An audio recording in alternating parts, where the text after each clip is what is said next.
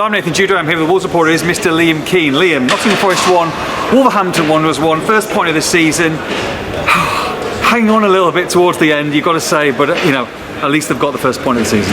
Yeah, I think we discussed it just up there a second ago. I feel like Wolves will probably be happier with that point than Forest will be on the balance of the game, albeit Forest didn't create a lot of clear-cut chances, and the ones they did obviously scored one, and Wolves managed to deal with the others. Sam Johnson making quite a good save from a Wood header in that second half as well. So, yeah, I think Wolves will be slightly happier because they had to survive a bit of an onslaught. A couple of names to mention. Semedo, before he came off with cramp, did very, very well, I thought. And Craig Dawson, who played the 90 minutes today, was probably Wolves' best player. I thought he was excellent.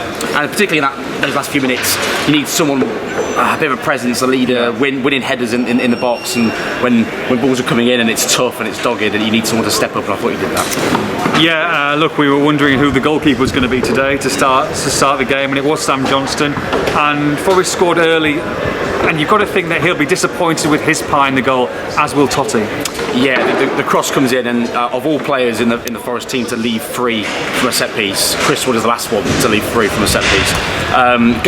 Surely. I know. That's exactly. The one person you have to mark. You know where he's going to be. Exactly. Ghosts in at the far post. Totti gets caught underneath it, tries to react, and he can do very little really to get anywhere near Chris Wood. The header itself is quite tame, considering going back across goal. Yeah, going back across goal, quite tame considering the space and time that he did have.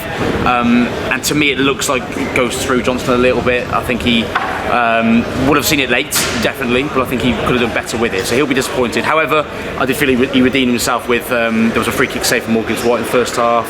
That second save from Wood in the second half was really a big one.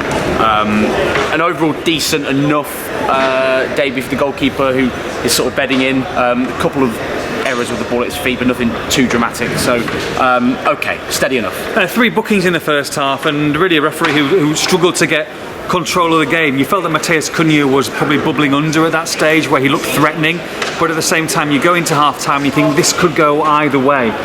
There was a big incident in that second half, wasn't there, where there was a handball. We all thought it was a handball. The referee, who I thought was poor throughout really, but both sides, had the whistle in his mouth, was just about to blow, doesn't. VAR looks at it, doesn't get overturned, but I think we both think that if the referee gives that, and Gary O'Neill was absolutely furious that it wasn't given, they're not going to overturn it. That would have been a penalty for Wolves, and then could we talk about a very different result? Yeah, obviously with going into this season, they're trying to be more lenient when it comes to those situations, officiating and from VAR standpoint, which I think is a good thing for the game. I think there was some silly ones last season that were given. However, last season there were some silly ones that weren't given that should have been. That to me, that was definitely given last season. That was definitely given last season. That one, and that to me, look, that's a penalty. I think. I know it's hit on the back of the elbow, but it's still changing the fly of the ball. It's on the side. I think it's more his hand, to be honest. I mean, it's as the ball's coming over his shoulder, Dawson's making the run on Wood to try and get towards it. His hand comes out way to the side and way above him, catches him. I think it's flush on the handball. I might be wrong, but it's certainly from a very obvious handball position. And you're right, Simon Hooper, whistle. Looks. We're just about to blow. You saw it. You see it. Literally doing this. Looks this way and puts the whistle down and runs as the game is playing on. Wolves go absolutely apoplectic. Gary O'Neill is losing it on the sidelines. He gets booked for his troubles. Second yellow card of the season. Second yellow card of the season in 3 Premier League games, which is not ideal. No. I believe it's 3. Trying to keep up with João Gomes. Yeah. I believe it's 3 for a touchline ban. So what, he's got a 30. Yeah. Well, yeah. Exactly, 35 games. Exactly. To me, it's one of those that if you're following Wolves, you think it's a penalty. Following Forest, you probably think it's not, but I think it's a penalty. At the same time, look, the last 15-20 minutes was a little bit hairy, scary. 10 minutes of injury time as well. And in the midfield, I felt they lost the battle. They lost a little bit of their shape. Mario Lemina, João Gomes, I don't think have got into their stride yet this season. Tommy Durrell came in, helped things a lot. We saw Andre make his debut as well. I thought Andre actually did relatively well, coming on in the 85th minute. So he had, with 10 minutes of added time, surprisingly had 15 minutes of football to play.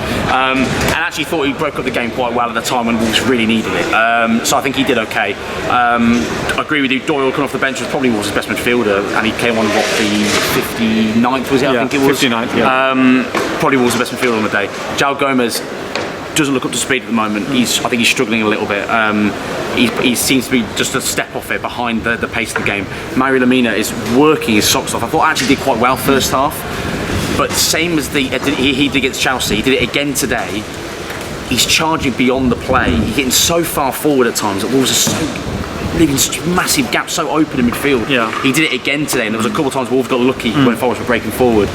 That's my biggest concern, and he was absolutely out on his feet at the end because he's putting so much effort in. I do think there needs to be slightly more discipline.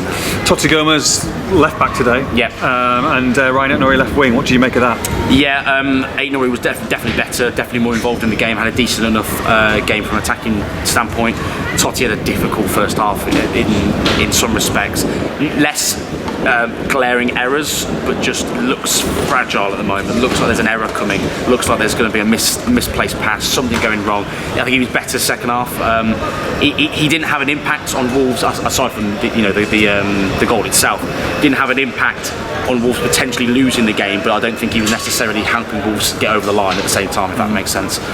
He's not quite in form at the moment, and I think he's a very good footballer, but he's just not quite there. Young Strand Larsen didn't really get into the game today, did he?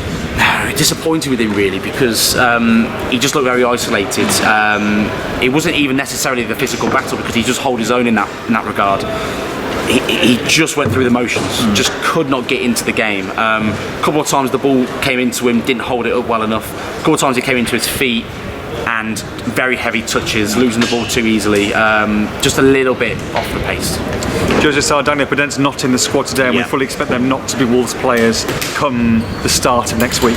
Podence for certain, unless anything last minute goes wrong, but that will go through. Al Shabab, £5 million. £5 million pounds roughly that'll be. Jose Sarr is one that is creeping closer to a Saudi move with their window closed on Monday.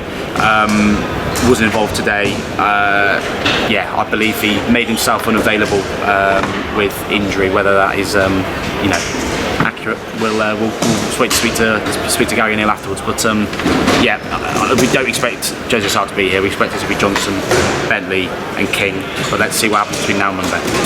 But the good news is Wolves are off the mark. Just Nottingham Forest 1, Wolves 1 for all the post-match reaction. Make sure you log on to expressthestar.com.